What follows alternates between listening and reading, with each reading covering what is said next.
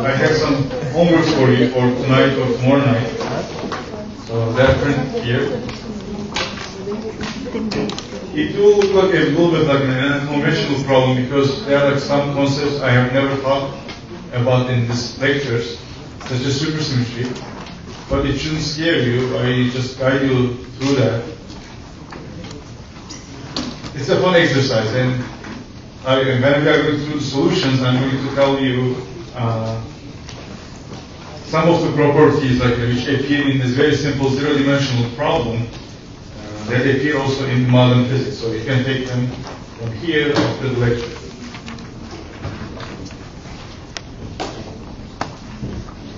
So I want to switch gears today. So far we have been dealing with the Hamiltonian formulation and we are quantizing the Fourier modes. So now I want to talk about what's called the functional methods. I'm sorry, may I ask something about the previous lecture? Oh. We wrote dr and df, and what are these corresponding to? dr and df. Yes. Retarded Green's functions. Oh, dr and the propagators? Yes. Remember, I just defined them. I defined this like a quantity first.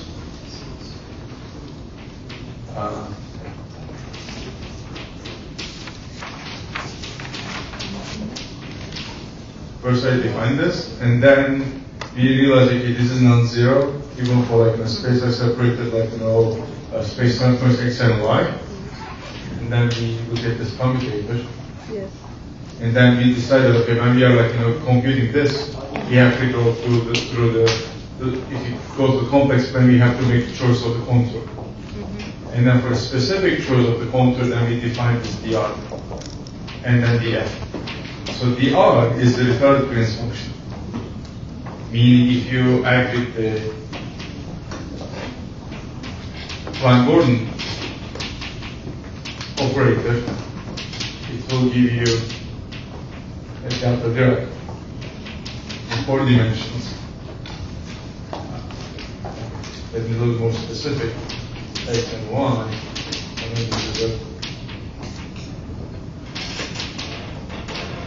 Okay. And then this is more or less the same thing, but this has a time ordering. So remember, I wrote this as, so if I can write it as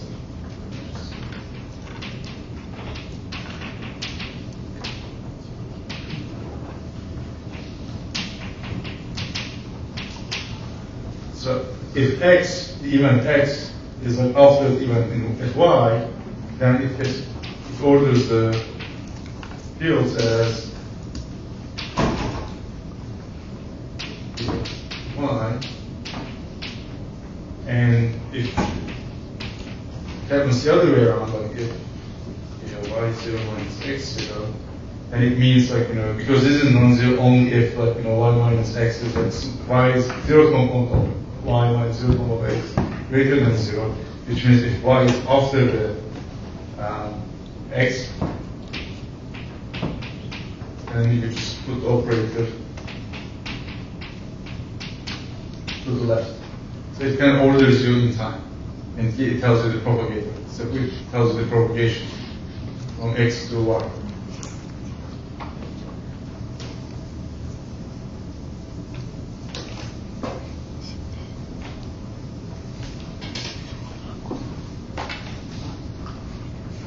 So I kind of assumed you knew about Green's functions.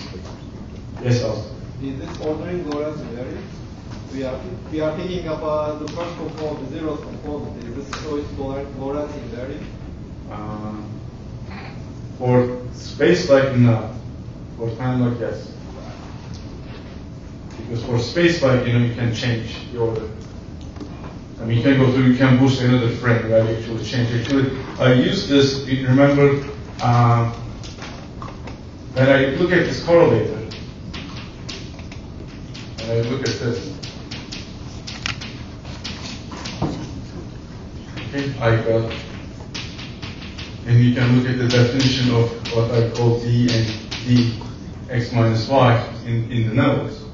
So remember we were saying like, this was 0 if x and y are space-like separated. Because for space-like separation, I can always boost it to a frame where I go to minus. Okay, and by definition, this d was invariant under this sign change, and that's why they were equal to each other, and we were getting the correlator 0 as we were expecting. Meaning, if you make a measurement at that point x, that doesn't influence anything at another point y, which is space-like separated.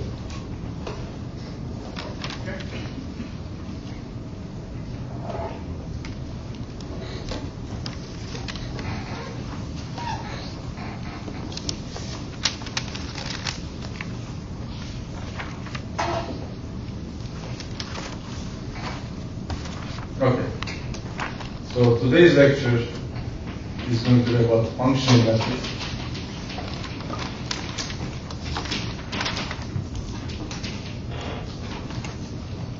So until now, we were writing the fields and we were, remember let me recap in one sentence. We wrote down Fourier expansion of the field and in Fourier modes, and we elevated them to operators and imposed commutation relationship and look at the spectrum. So now we are having a different approach. Okay, and I'm going to start with the non-relativistic quantum mechanics first before going to the field theory. So the Hamiltonian is given by kinetic term plus the potential. And imagine we want to look at the time evolution under this Hamiltonian from a point x to a point b in time t, capital T. So this is given by the matrix element. And most of the expression h is equal to 1.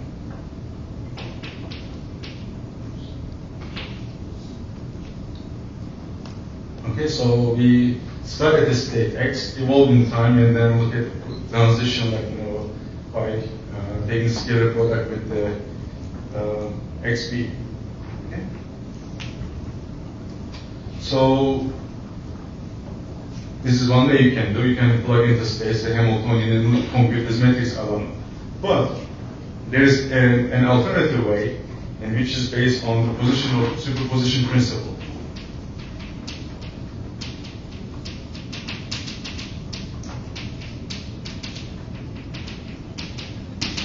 What is the superposition principle? Quantum mechanics. So when a process, when a process can happen and take place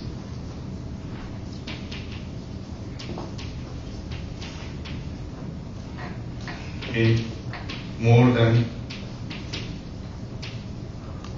one way,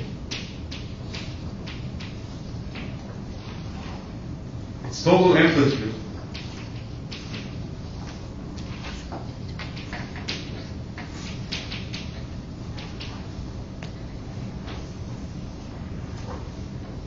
is the sum of amplitudes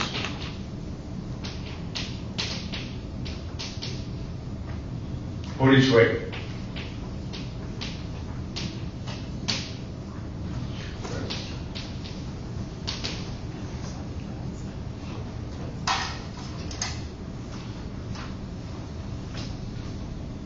So, what does it mean? Essentially, if we have more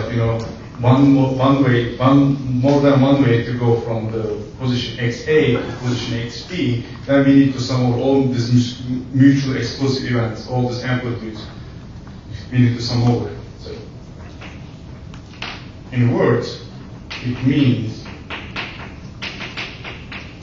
it's given as a sum all paths with some initial conditions, like maybe say XA and XB. Sum I to the face. Okay? And then this is going to be denoted by, so this is going to be my definition. So T, I to B face. So you may ask why I've chosen a phase, right? Why I've chosen a term which is like e to the some number. So the reason is I want to treat all the possible paths equally.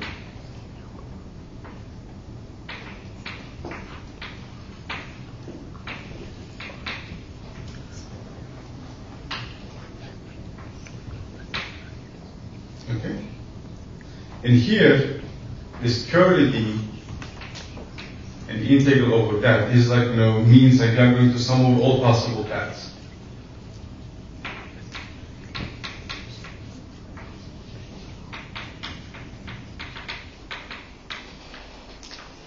Remember in one of my first lectures I was talking about when I define the action, I said it's a functional. It's not like, a function taking you from the numbers to numbers, but it's taking you from functions to numbers. And here, when you're summing over all paths, actually you are like looking basically, so you have your timeline, right? So let's say this is time equals 0, so it goes from minus infinity to infinity. Okay? And then you have your space, right? You are doing in part 3. And then you are looking at the verb line. So you are looking essentially an embedding of this timeline. You can also say initially it doesn't have to go from minus infinity. You can start from a point xa, go to xb, and you're just looking at all paths. So this can be one path. You may have another one. You can have like more complicated ones. Okay, so you're essentially all of these dx, xt corresponds to one possible path connecting xb to xa to xp, and this integral should denote the sum over all possible paths connecting one point to the other. And here, as I said, xa is my initial point and xp is my final point. Okay?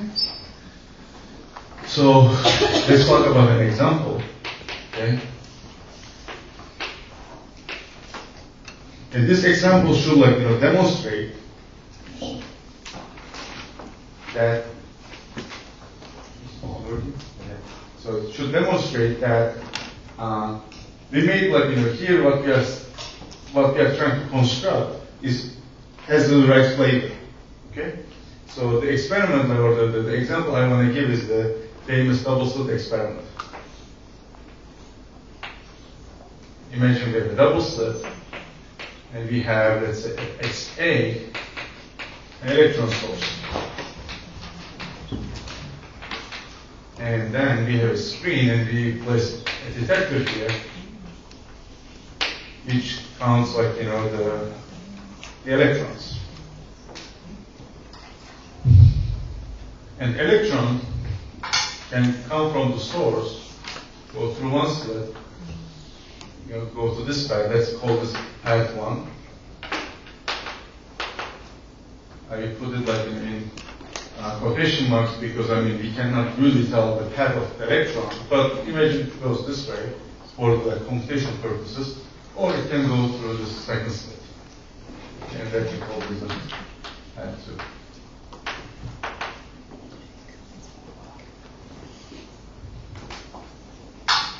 And the distance is like d from the first slit to the detector, and this is going to be d plus d, let's say here, and if I take here the 90 degrees, so this is going forward.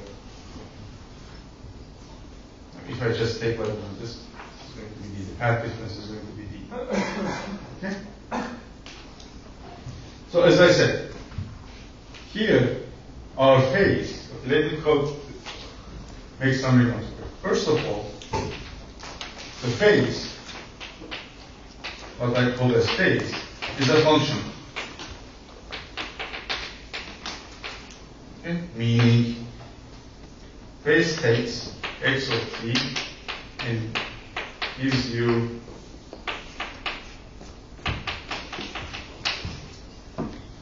and unlike the functions, it's customary to denote functionals with square brackets rather than usual brackets. Okay? And type of integrals where we are actually our integration variable is functions are called like the functional integrals. So is the functional integrals.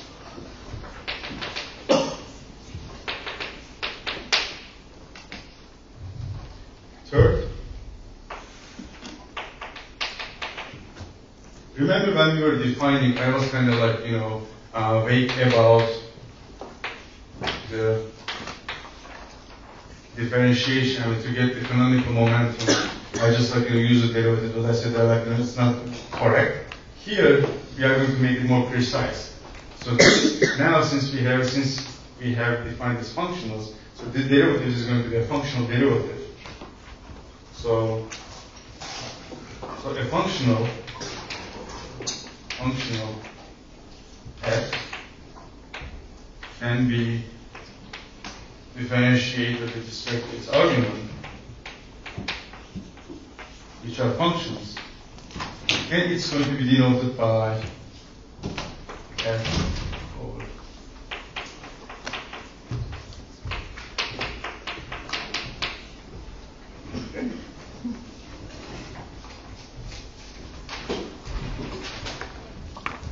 So this is like the mathematical form what our phase should have. Okay, but let's ask another question. So we know in certain limits, the quantum mechanics goes over to the classical mechanics. So our functional approach somehow should give like the classical mechanic. And what do I mean by classical mechanic?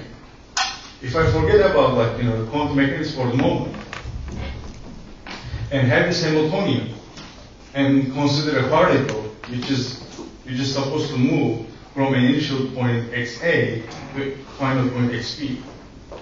What do? We just solve the equations of motion and get a path. Okay? And this path is the path which extremes like the action. Remember that's how we got the classical path, or the equations of motion. And this limit should occur when h bar is turned off. Because how do you see that? From quantum mechanics, the commutator is proportional to h bar. So how much x and p are non-commutative is measured by h bar. So if you turn this off, then x and p are going to commute like classical mechanics. So this limit, like h bar goes to 0, is the limit when you go from quantum mechanics to classical mechanics. And let me warn you, this is a very loose sense of the word taking the limit. And currently, some of the leading physicists are actually discussing this transition.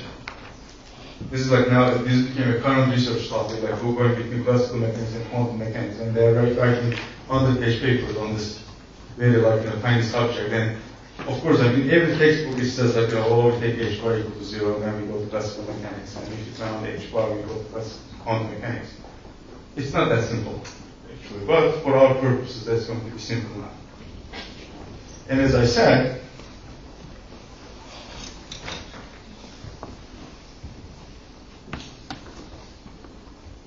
we have a path in classical mechanics connecting A to B, a very well-defined extremizer connecting A to B. So whatever our phase is, in this limit should be reduced to this classical path.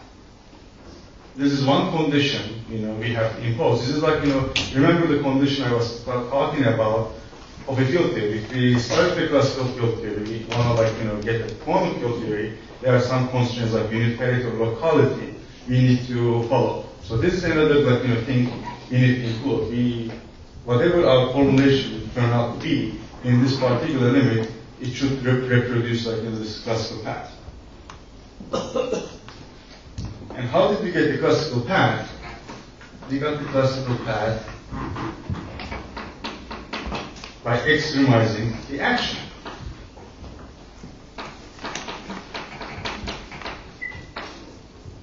So x equals x classical, this is 0.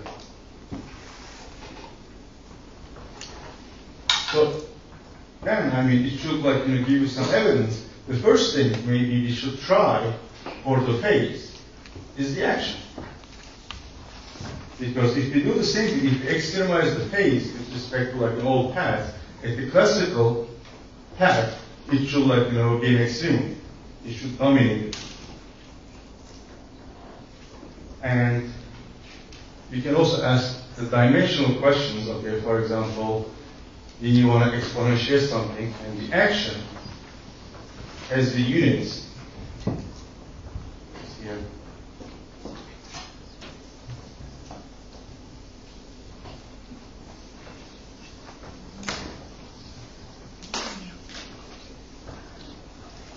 So the action has the units, since it's defined. Action is defined as the integral of Lagrangian. So that's why its units is joule seconds, which is exactly the units of h bar. H bar has also the units of action, which is joule seconds. Okay, so then S over h bar is going to be dimensionless. So then I can take it exponential. So it's kind of on the right track. And in the limit, when h bar goes to 0, okay, I want to get, then if it goes to 0, the extremum is going to be picked by the extremum of the action.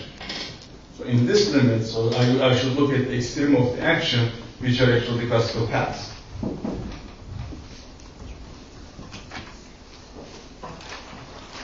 Because otherwise, if you're looking not the extremum of other points, it's oscillating too fast, so that's not going to give you, that's going to give you canceling contributions.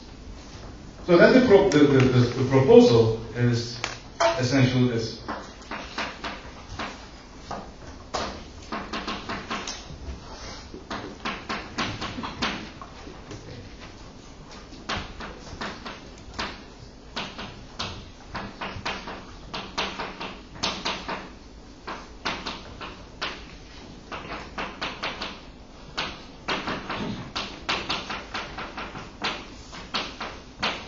So we need to check whether it makes sense or not.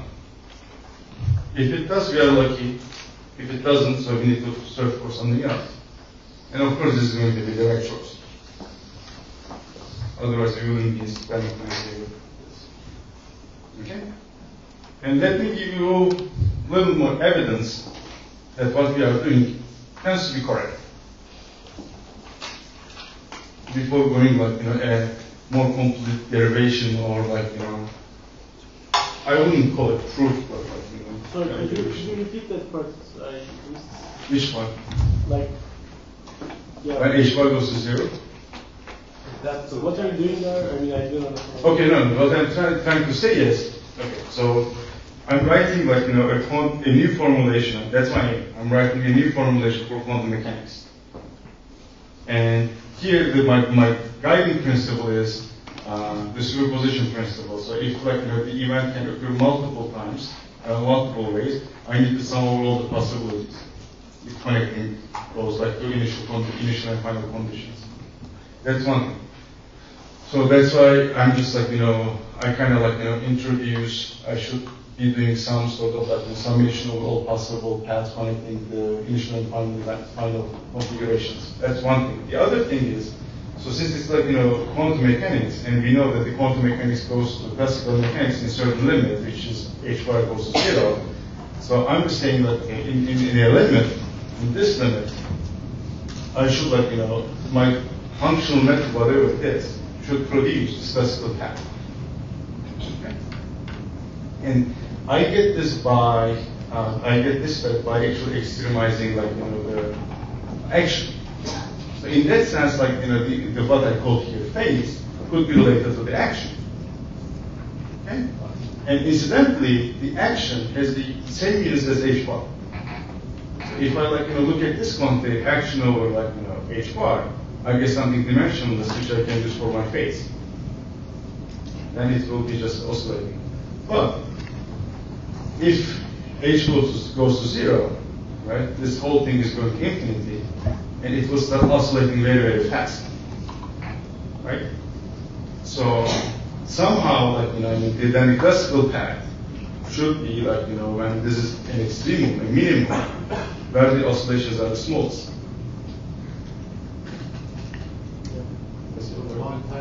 Classically, the action is not zero.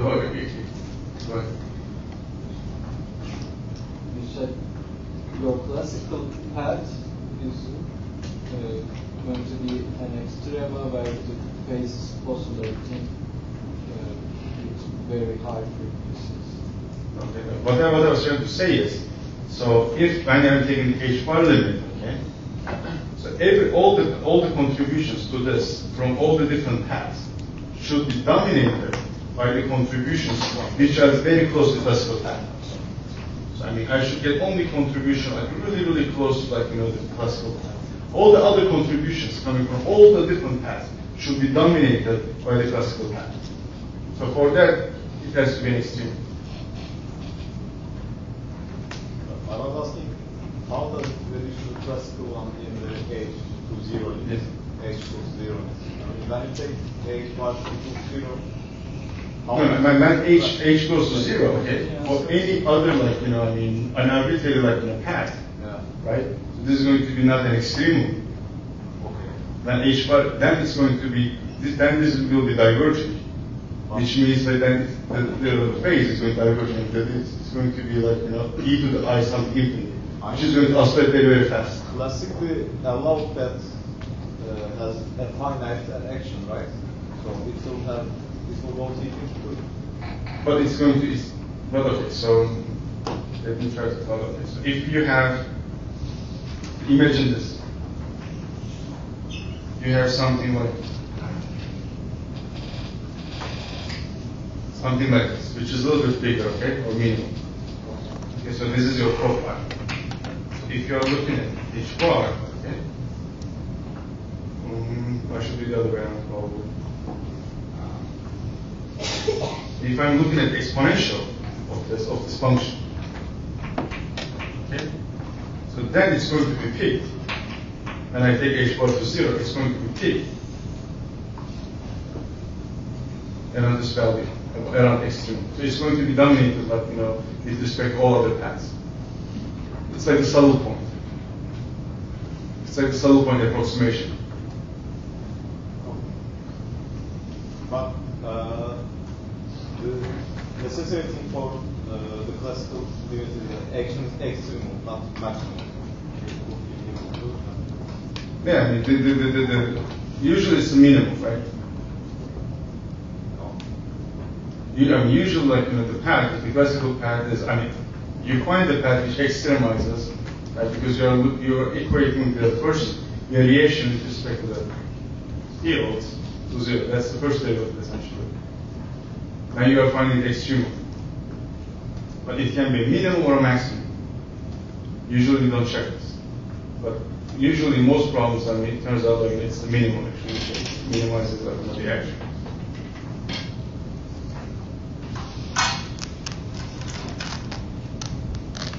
So, okay. Let me make a very semi-classical approximation here. Here, for this problem, my Lagrangian is only consisting of kinetic term.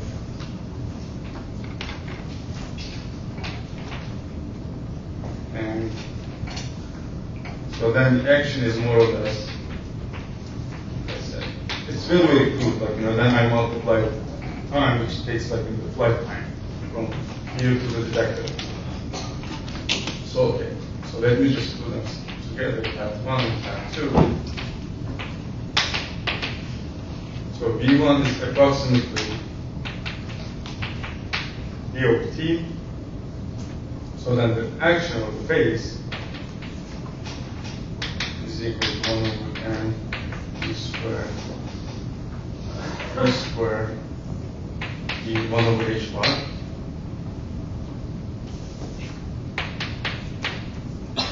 Then for the path 2, this is going to be d plus t phase is equal to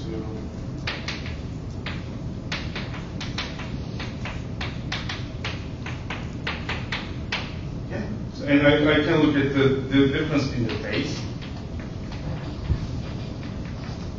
which which is more or less as this one, and it's pH bar.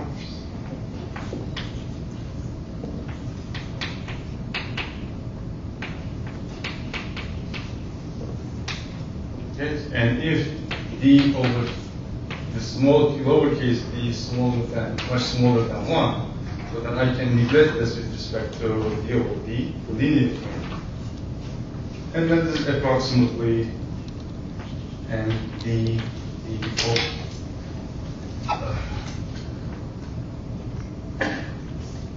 h bar.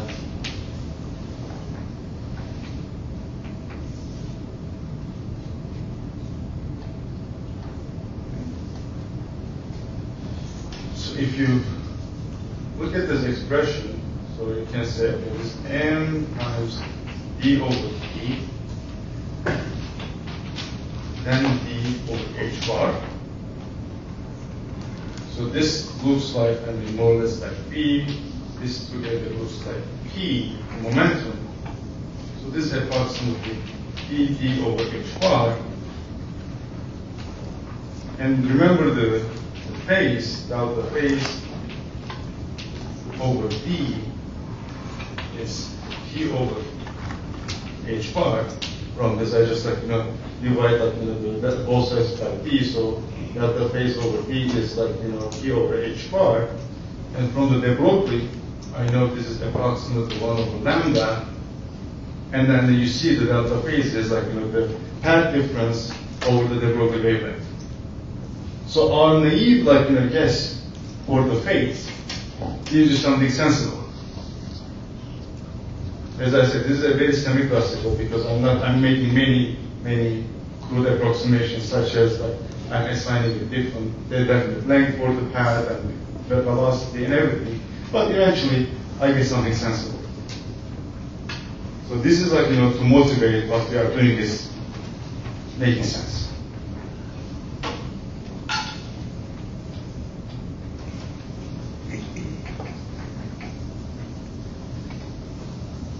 So then the question is, how can we make it precise?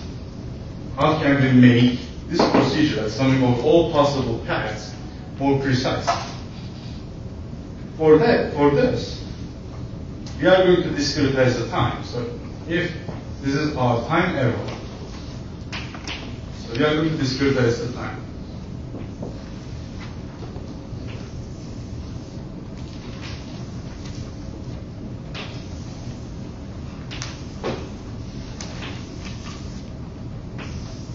Okay? So imagine we have this initial point xa at, let's say, time equal to 0. And then we have slices which go epsilon. And we have n of them.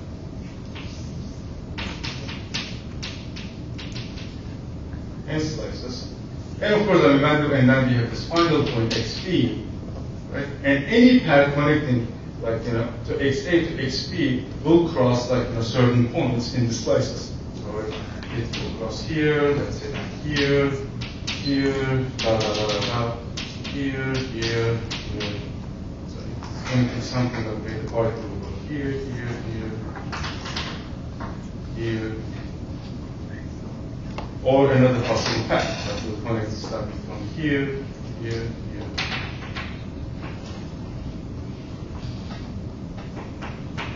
That will be different points. Okay. So this way, for each slice, I can define a coordinate x1, x2, x3. So this is going to be my x1. So this is going to be x2, x3.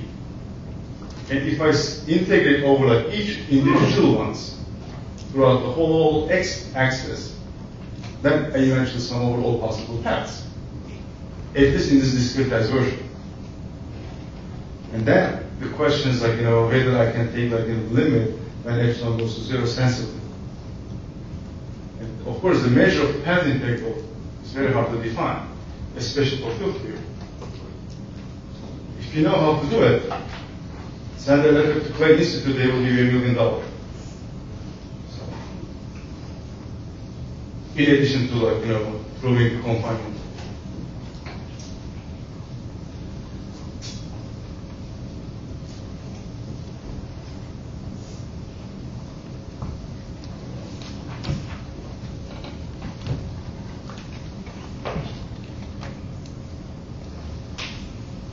So the discrete version of my path integral will be defined as some constant epsilon, which is going to define a constant, and some normalization. This integral is epsilon over.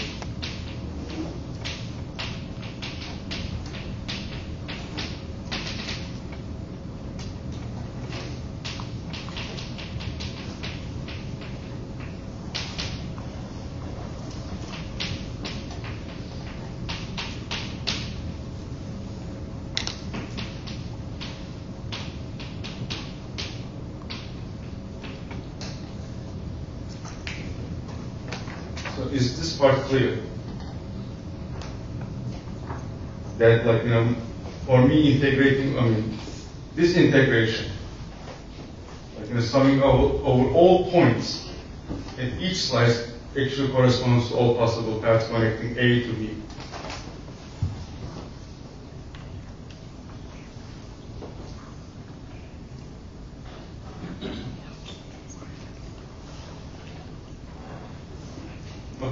Let me continue. So, okay, if we want to write down the path integral in a discretized form, so what we have done is that we discretize the measure. So we haven't done anything to the action yet. So we also need to discretize that. So the action is written from 0 to t e to x squared. So in the discrete form, you can write this as over the slices, which I also use here, k. So your dt now is not like differential anymore, but it's just like this small time steps. Right? In the action, you're summing over time, integrating over time, which means you're summing over all these like infinitesimal time slices. But now in the discrete form, I need to sum over all possible slices, and the difference between the slices is epsilon.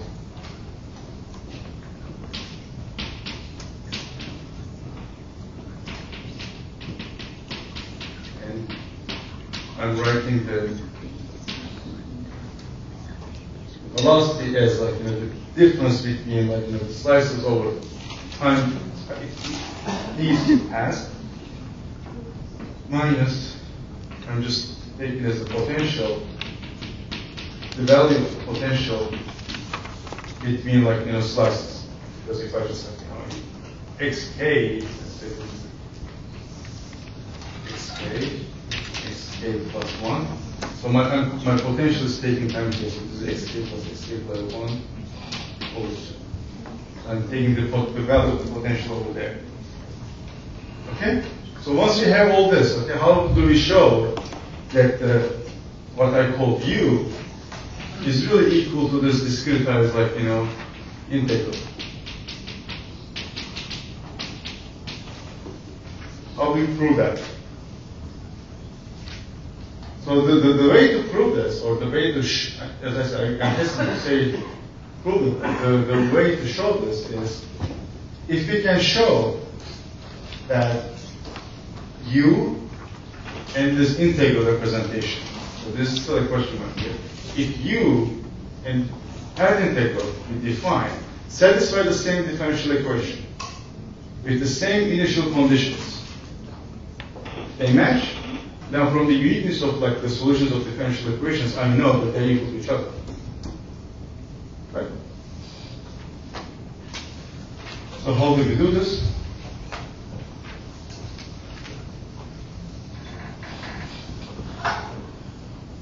We are kind of doing, we will do something like, we do in the proving that the relationship between derivative and the integral, we are looking at the boundary. So here we have our XP slice. So this is our XP slice. And we are just considering, we are focusing on this last step. we are going to consider like going from here to here. Because trivial, okay, let me write down like my generic also. The time evolution from A to B in time t will be equal to minus infinity to infinity dx prime exponential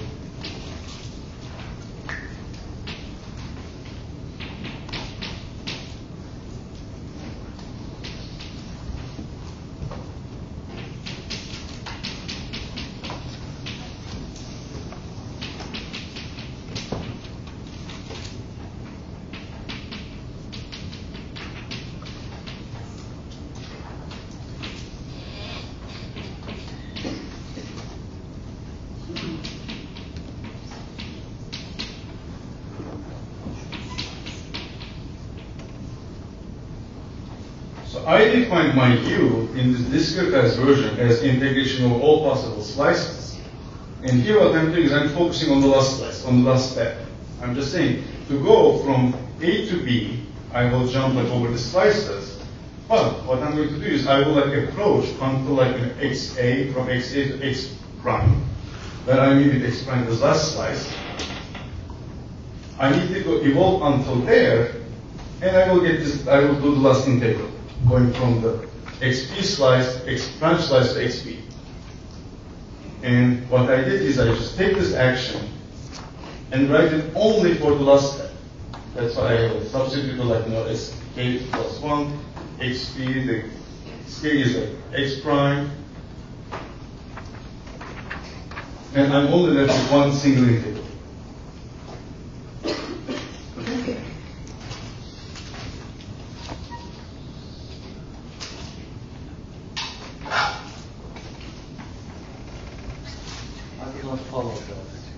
Sorry? So, okay, the idea is here, right? I mean, I'm just like integrating over each step. Essentially, I just like to start here, then go x1, so x3, like, we'll integrate over. What I'm saying is, and that from 0 to t, or from xa to xp, this is the whole u. Let me use this discrete version to go until not the last one, but the one before that. By definition, this has to be going from xa to x1 prime, x prime, in t minus epsilon time. Then the next step is going to be just an epsilon, but it's just going to be this integral. Okay. So I'm just creating a recursive relationship, right? I just go until n minus first step. Then I just go to the nth step. And that's the contribution from the n minus first step to the nth step. May I ask something too? Sorry? May I ask something? Maybe I missed, but why did we just divide it by C epsilon while defining that dx t? C epsilon? Yeah. Those. Okay. Why did we just divide it? Oh, here, okay. It will turn out it's going to be a function of epsilon. Because I mean, we are like, this is a function of epsilon, right? And depending what we choose for epsilon, the measure, like normalization, will depend on epsilon. Okay. This is like, okay, we will use this as a boundary condition. Remember, I said like we are going to show that that the right hand side and the left hand side satisfy the same boundary condition and the same differential equation in time. And we say that the unique solution tells us here what we are going to do is we are going to use it to impose that boundary condition.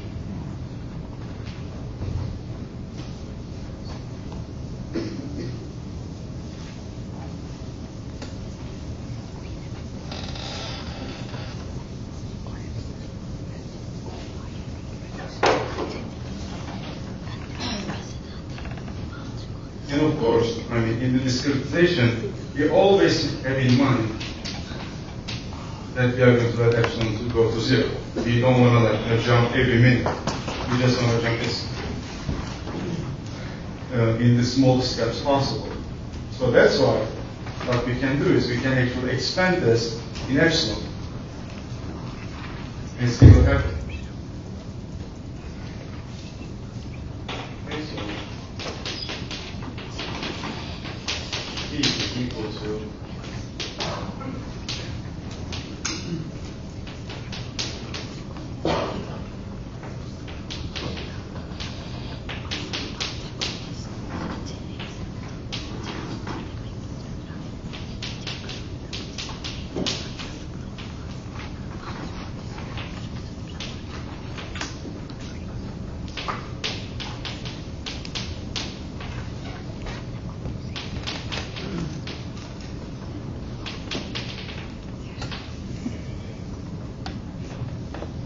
no, sorry.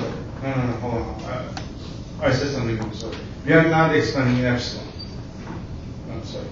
So we are expanding around like, we are expanding in x. X prime around like x. We are expanding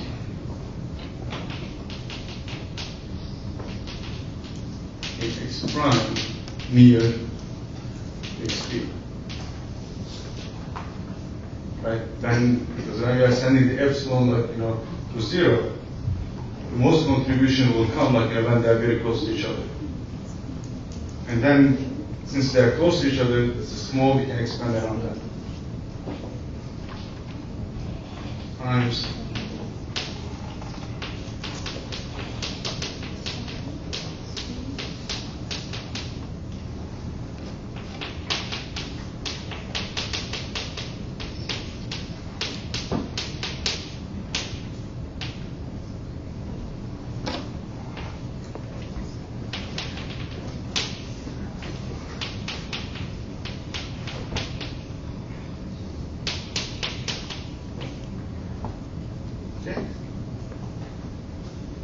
some integrals you need to know to perform. Okay, let me just write these integrals here. I'm sure you drive these integrals, Gaussian integrals. Okay? So this is like from minus to infinity. If you don't know how to do them, please find out now.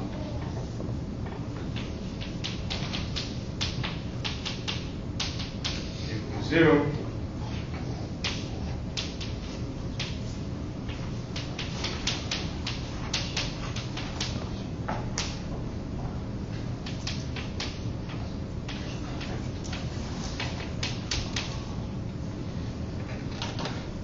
So I'm sure like everybody knows how to do this. The rest, but for those, okay, so you can write this in terms of like you can square this integral, and then you have a double integral. You can write this on a plane with the polar coordinates, and then that integral is doable.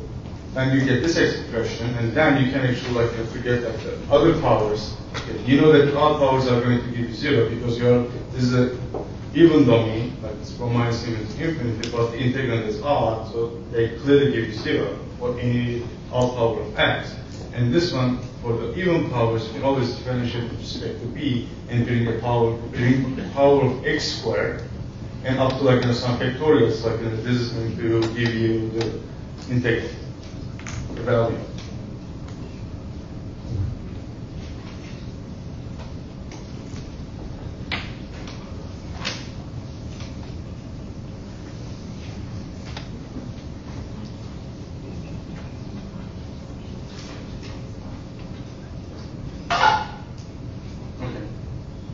So, okay, why do we need these integrals?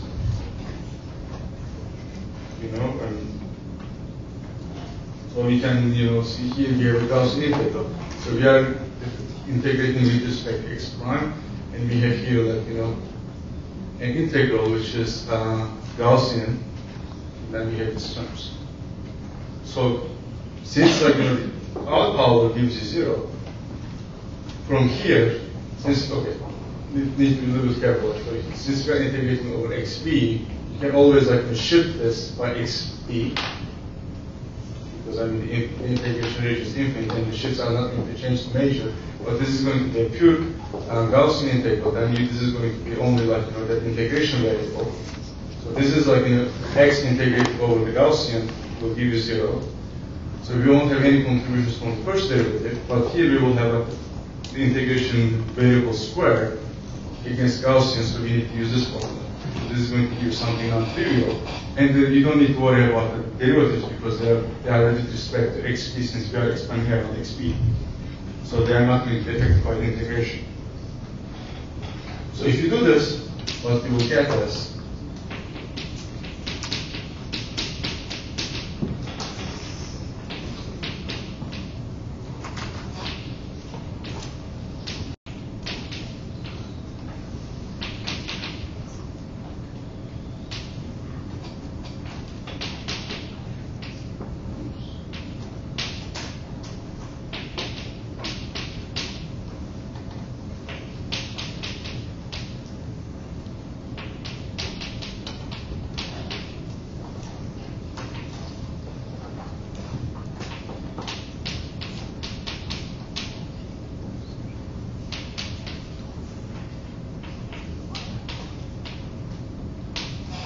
this is acting on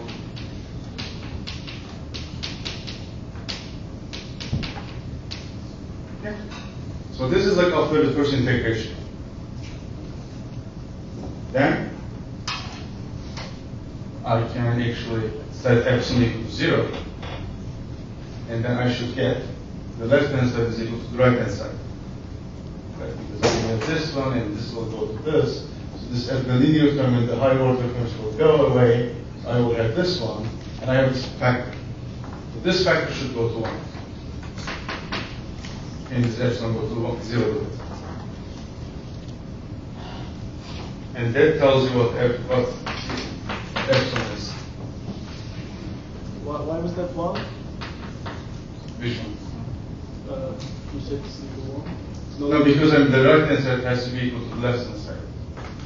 Right, I mean, if you naively think like if epsilon goes to 0, this has to go to 0. Right. That's a problem because I mean the left hand side is non-zero and then the right hand side is going to be 0. So any other thing than 1 is going to make a difference. So that's why this factor has to go to 1. So then we found like this normalization. And this is what I meant like when we are going to impose boundary condition. Because this was like, going to the last step and like, doing the integral is like, showing the differential equation. Or getting the differential equation. So from this, what do we have? Okay, so you can say this IH bar. So I take this IH to left hand side. And I have 1 here. With this, I also take it to the left.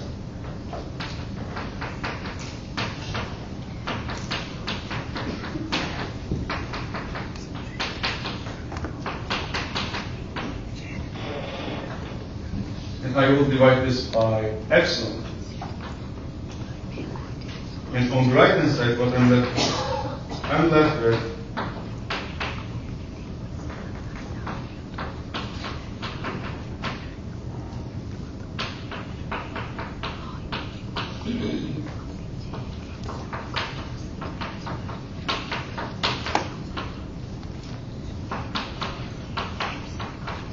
of order epsilon squared. And at this point, it should look familiar because if I take the epsilon goes to 0 limit,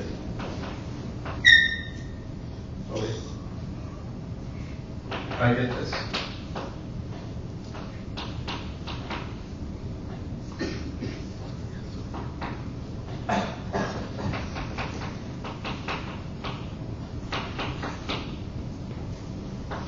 Is equal to, and this will turn into the Hamiltonian.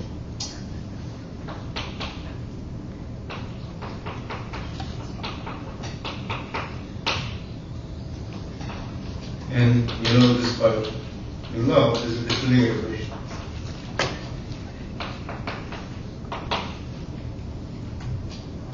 But of course we are not done. And I'm not going to finish, you should do it yourself. So what I've shown you are my functional approach of the discretization gives me a evolution function which satisfies the Schrödinger equation. Right?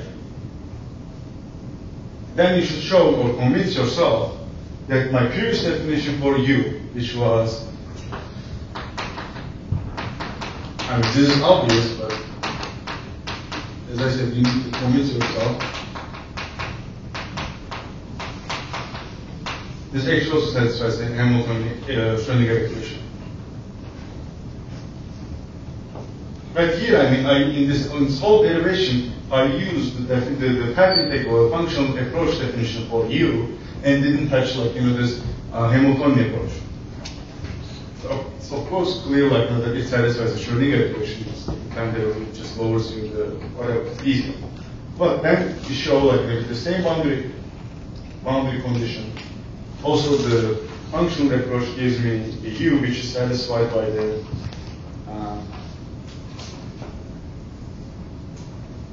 Schrödinger equation.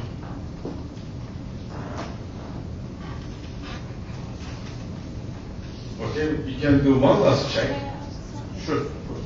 In order to find the transition probability from A state to B state, we can look for the sandwiching Hamiltonian from this, and we use this path integral formula. No. You can do two different ways, very short ways. So you have this time evolution from XA to XP.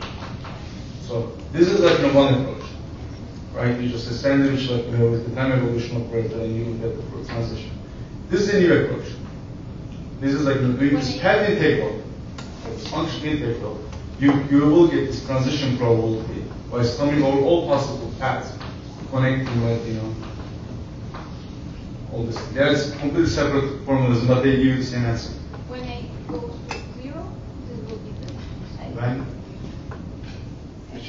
Epsilon goes to 0 means, okay, then my discretized version goes to the continuum limit. Right, the space-time, as far as we know, if the length scales is not discrete, it's continuous. Maybe it's discrete, we don't know. So at this limit, the reason is I just pick this discretized version because I don't know how to do the integrals of this one. This functional integrals. We don't know this. And mathematically, as I said, it's not defined for field theories. This is an open problem which is begging for an answer. And as I said, there is even a price for this problem. Whoever defines this properly, and in addition shows the QCD confines analytically. Experimentally, we know it's confines. We also know from that computation, but we don't know analytically. If you show 4-dimensional Young's confines and define this, there's $1 million price for it. And nobody has succeeded yet. Also, in this calculation, there are no operators, right? So, no. Oh, yeah, that's a very good point. Yes, that's a very good point. Yeah, I mean, here, when I'm just saying VB, Vx, I don't mean potential in the operator. This is just a pure function. Okay. So in the Hamiltonian approach, you have this operators. But in the path integral, everything is functions. And one last thing, okay, I can convince that actually they satisfy the same thing. One thing you can do is this. On limit you can check, okay, now I can raise this.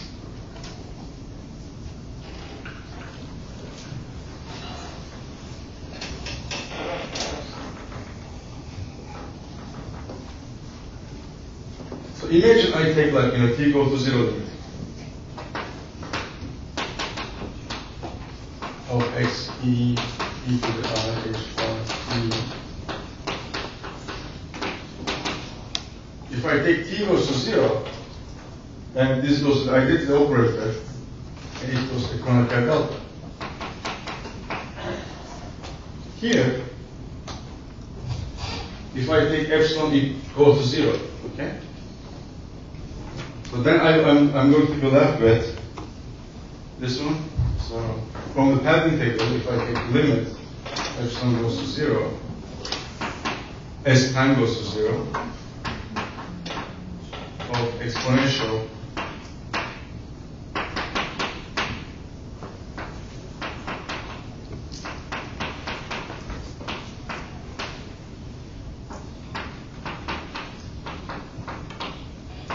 actually you can check this also goes to delta graph. Also, there's another limit you can check and verify that you have the same initial conditions, because I mean, they both, in the t goes to 0 limit, they both give you the same thing. So the next question is, this was like only a one-dimensional problem. This was like a very simple classical quantum mechanics problem. Can we generalize this? The need to the generalization is, we have like infinitely many degrees of freedom in field theory, as we have seen before. So what I'm going to do next is to generalize this whole formalism to multiple variables, a discrete number of degrees of freedom. Okay, and I will go the other way around. So I will start with the Hamiltonian formulation, meaning I will start with this transition probability, and now I'm going to call it like QA in QB. They are going to be like some coordinates which are not necessarily the position and evolve in time. So then this is given by E.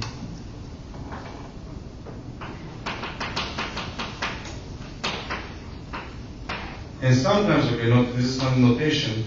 So I'm going to also use some I as a super index, because here with QA, QA and B, I mean collective coordinates.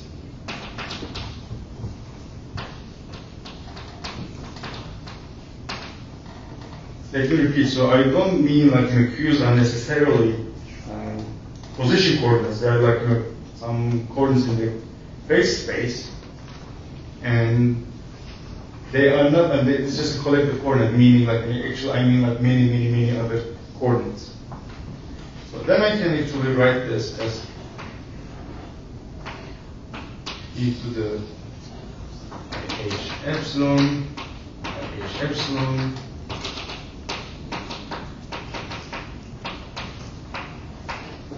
So more or less, I'm doing the same thing, what I did with discretizing the time in the Hamilton formulation. So I start with my state, advance at time, advance a bit with epsilon, this operator, then again. So I'm just slowly evolving in time.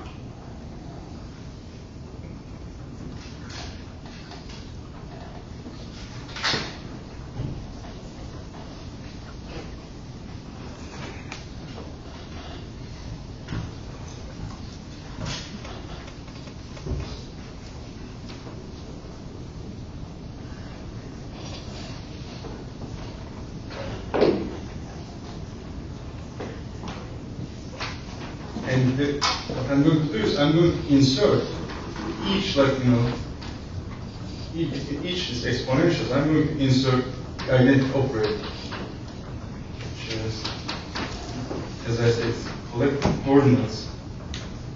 That's why I have I of them.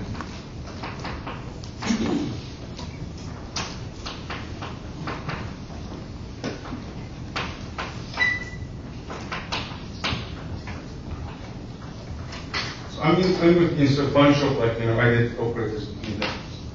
So eventually, what I will be looking at are going to be things like this.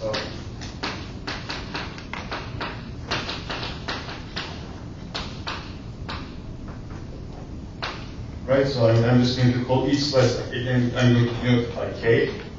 So it's going to pick qk from the right hand side and Q plus 1, K plus 1 from the left hand side. And again, of course, I can take epsilon goes to 0 limit. This is going to, then I can expand in epsilon. Sorry. Yes? Why do we insert this? Why? Why do we insert this between collective coordinates? Oh, this ones. I mean, I'm not doing anything but inserting zeros. I'm inserting ones. And then I'm just going to this is actually the Hamiltonian version of what I've been doing with time slices. Each integration will correspond to an insertion of this. And as you see here, actually I'm integrating over the coordinates. So this is what this is the Hamiltonian formulation of what I've done in pattern paper. So here, that also the boundary conditions are important. So Q0 is going to be A, UN, is going to be what I know. And when I have this, right, so I'm going to sandwich Hamiltonian in between these two. So what kind of terms can I have? What kind of things I need to consider? So one of those things is if the Hamiltonian has terms which are only a function of Q, positions. Right? I mean, that's like the potential. The potential is only like a function of the coordinates. This is okay. And let me be also careful here. If Q is an operator, and then it's going to since these are position eigenstates or coordinate eigenstates, it's going to be Q. Then I will have a bunch of delta functions.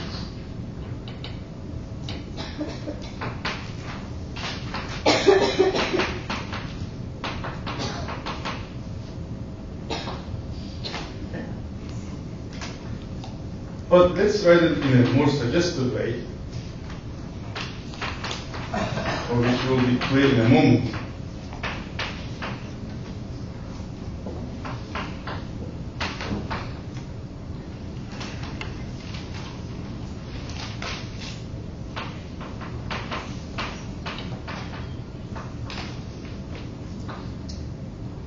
But I'm essentially rewriting the delta derivative.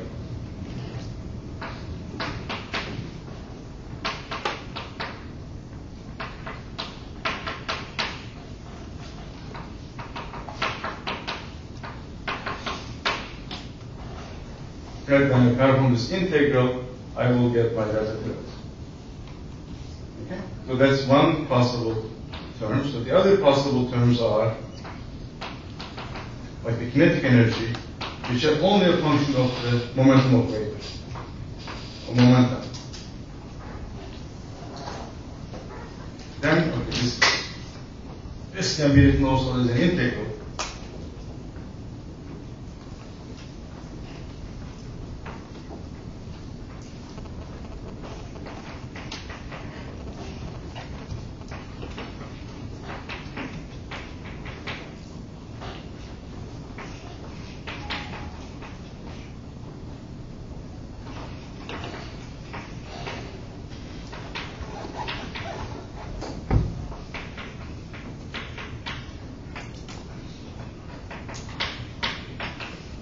So is that any function of P, Q, and Q? Is that any function like this?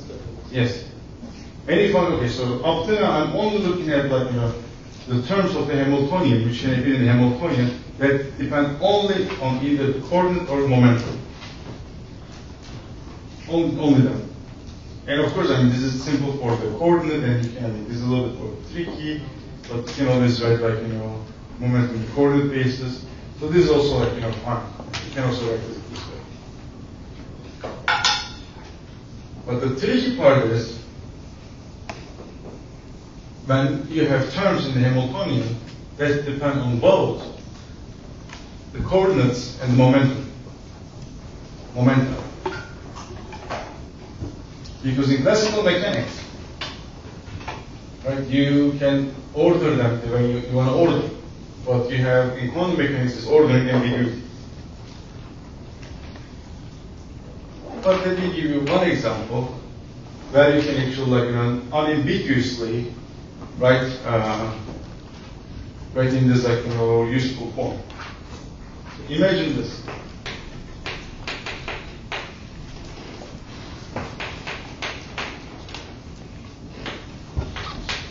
And these are of course operators here.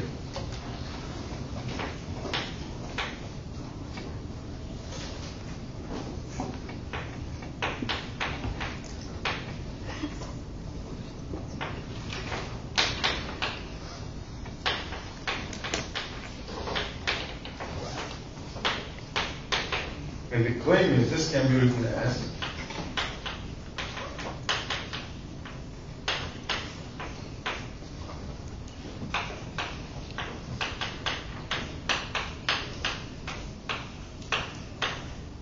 when you actually factor out like the momentum part from the coordinates.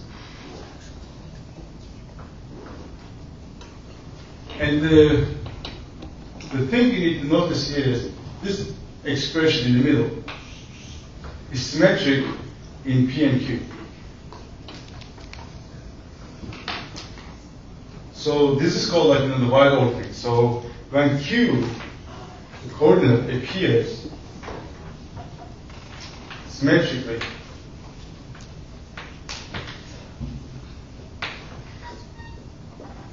on both sides,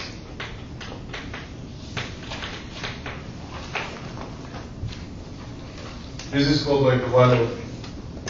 Oh, okay, this is called wide ordered. And for wide ordered, you can argue, you can always like unambiguously write like factor this out and write it using this in the form you wish.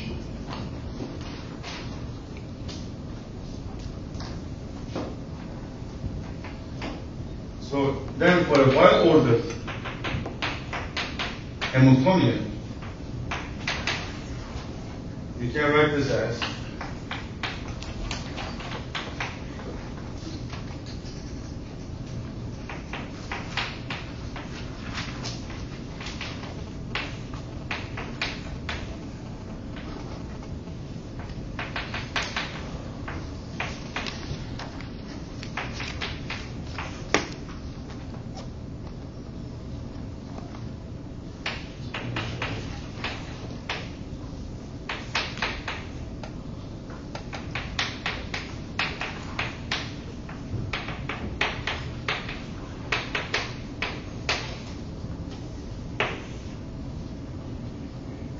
okay.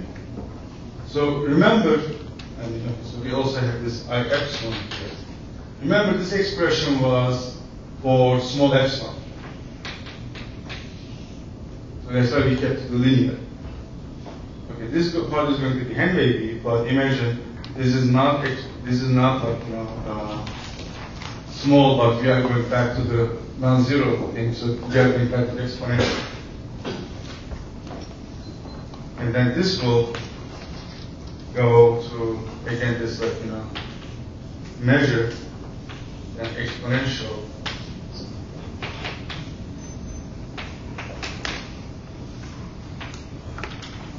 same argument plus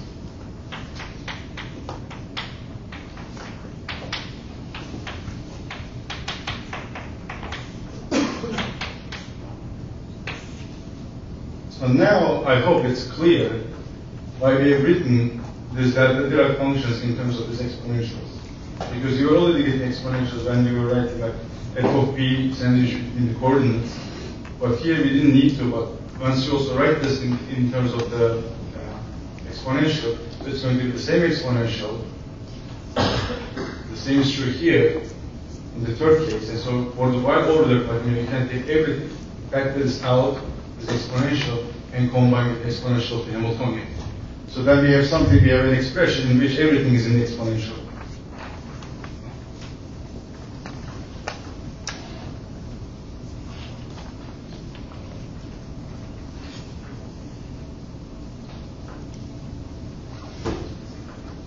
Which is nice because this is like close to our pattern table or like that. And then of course you write this. If you combine everything, things I have already raised on the board, this is going to be K D I.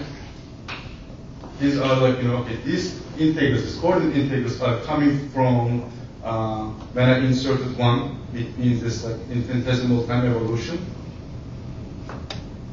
So then I have this P integrals, the momentum integrals, by writing this delta Diracs in terms of the momentum.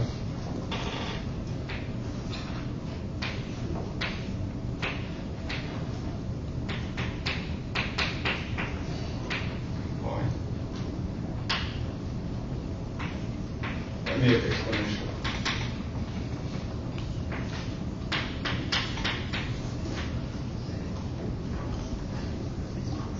Now, since I'm going from 0 to t, I need to sum over all steps. Here, until this point, I only focus one step.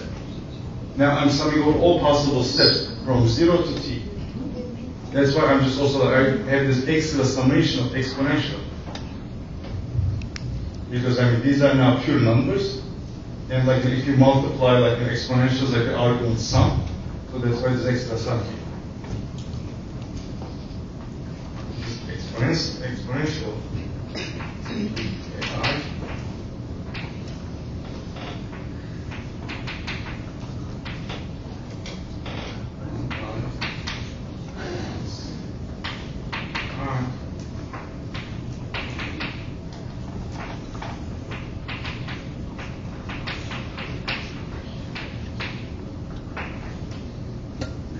So here, so we already had an epsilon in front of the Hamiltonian, but I extra multiplied and divided by epsilon, because in the limit when epsilon goes to 0,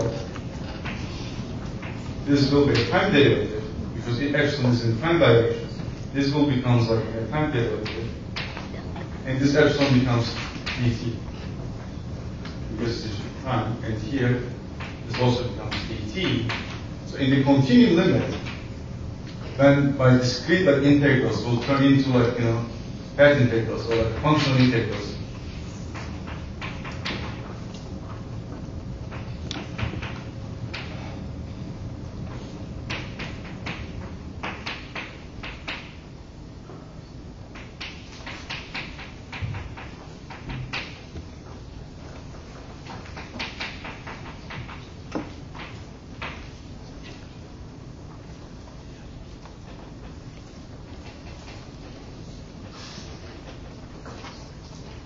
Okay?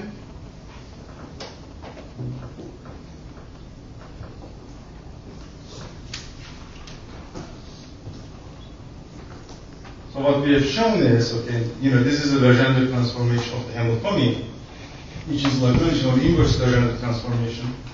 So we can argue that this is like an L, and then we are integrating L with respect to time, which gives you the action.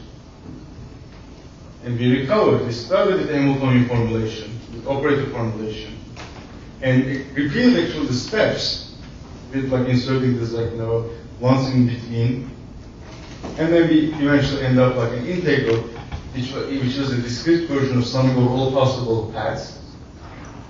And here the good thing is we are not restricting ourselves only on the position, but on the canonical coordinates, and then we end up with like the same expression. So the advantage of this formulation, now we have, although finitely many, or countably many, we have discrete many like, you know, variables. And of course here like, I should also like say so if you are going to the field theory,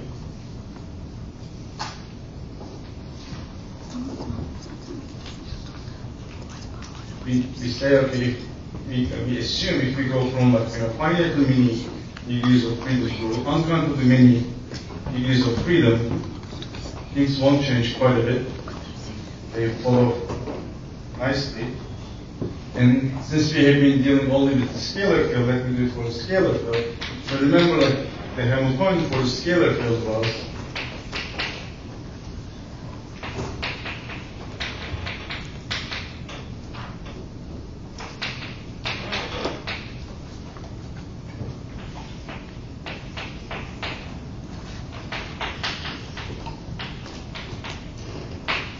okay.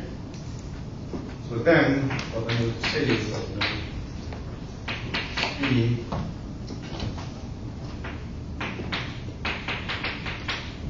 Hamiltonian P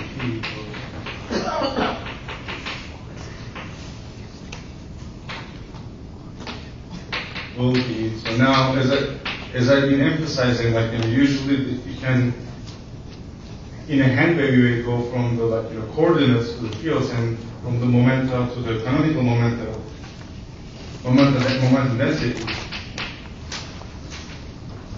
This is exponential. So I have three integrals here, like spatial, the t, that gives you or x.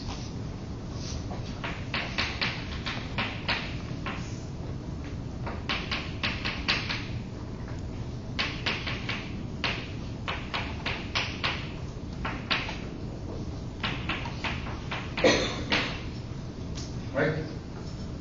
If you look at this integral, you see the integral over the field is non-trivial.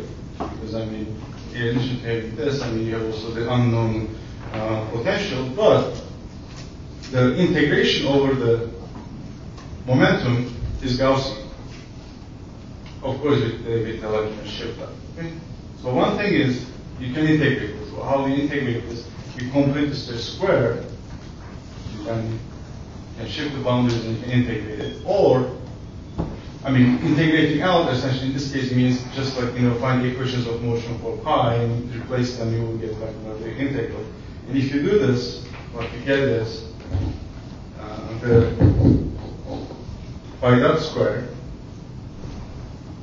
and with this gradient, the spatial gradient, it turns into the four-dimensional gradient.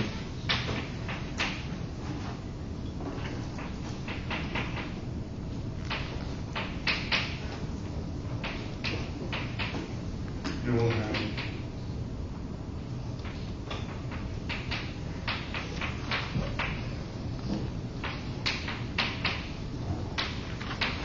which is, kind of the Lagrangian density from the classical field theory. And so what's the last term in the equation on the wall? Sorry, where? Last term of the equation 1/4. This one? Yeah. V. V of the potential. Oh, sorry. No, okay, fine, sorry. I meant for like a more general potential, not the nice one. If you have a more general, like, scalar potential. Okay? So this will be the path table. And at the beginning of the next lecture, I will try to argue how we can add a source term to this, action, and by doing functional differentiation, we can, calculate, high multi-point functions, time-ordered multi-point functions.